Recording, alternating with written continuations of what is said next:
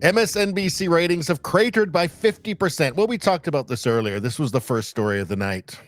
Can't imagine why this is happening. Here is Joy Reid berating minority men as racists for not voting as she demands. Well, let's hear this for a minute.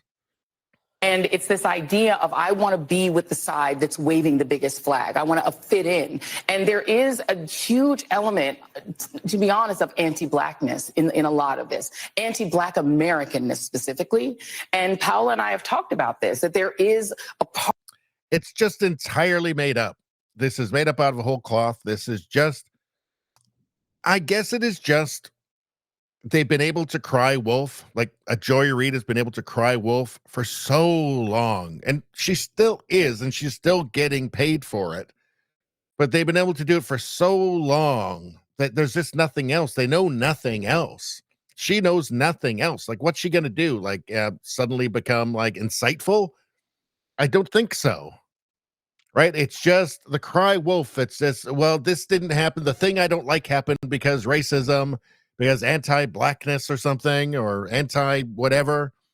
It's nisms and phobes, all of that.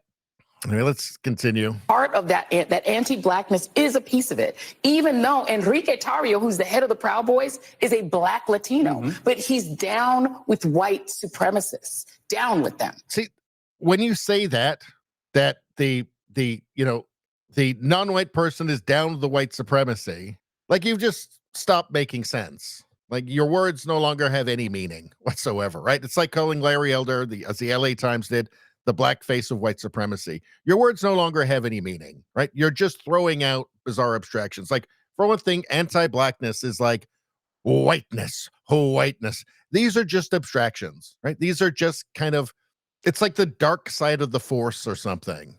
These are just made up things, right? These are just blanket things that if there's something you don't like and you don't have an argument, okay, and what you're suggesting doesn't conform with reality, then you just throw these blankets over top. Well, it's anti-Blackness, or it's whiteness, your internalized whiteness or white supremacy or something. Just these mystical forces that are all pervasive throughout the universe and everywhere. You can't see them, but they're definitely there because Joy Reid tells you so. Eventually, this has got to fail, right? I mean, it is failing, and their audience is shrinking massively, right?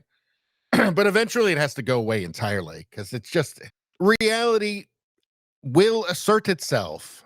It has to. No matter how diseased somebody's mind can become from whatever idea pathogen that's infected them, whatever far left, progressive, postmodern, Marxist, whatever you want to call it, whatever idea pathogen that's infected their brain, right?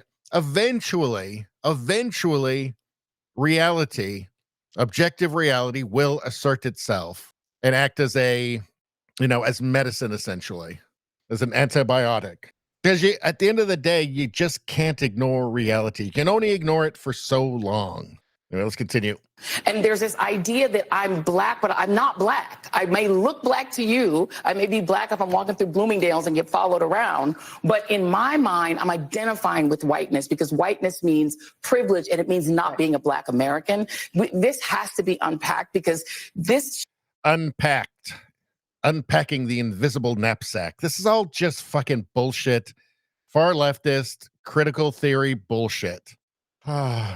What she's saying is that you're not Black if you're not woke, if you're not a Marxist, a cultural Marxist.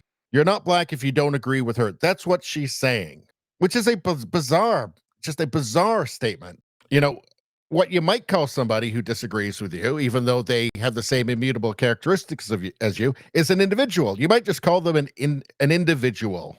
Somebody with their own ideas, right? Somebody who's not tied to just some identity blob and shouldn't be and doesn't want to be.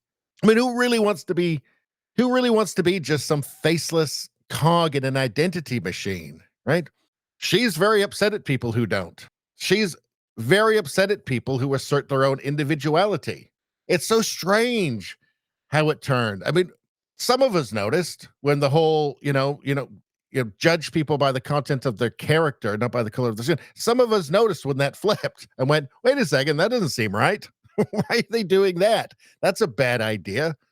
We kind of know that's a bad idea. You know, we got like history and stuff that can tell us that. Yet here they are with this fucking Nevada's saying batshit crazy. She's with this batshit crazy nonsense. Does she even realize it is? Is she parasitized by the woke mind virus, or is she just making money? I don't know. I guess the thing is, like, if she did just have some epiphany and decide to change her mind and she'd been wrong, and all this stuff she's saying about how everybody has to vote and agree entirely with their, with their own identity blob that they're a part of. They have to be, a faceless part of some identity blob. If she did have an epiphany and go, actually, that's really awful. That's like totally immoral. And I'm not going to do that. Would she continue to get paid? How long would she keep her show on MSNBC? Did they fire her? I don't know. Probably. Probably. For one thing, she'd be a Trump supporter at that point. That would definitely get her off the air. Anyway, that's all I'm going to say about that. Please like, share, and subscribe. Subscribing really helps me out. I thank you for that. I will see you next time.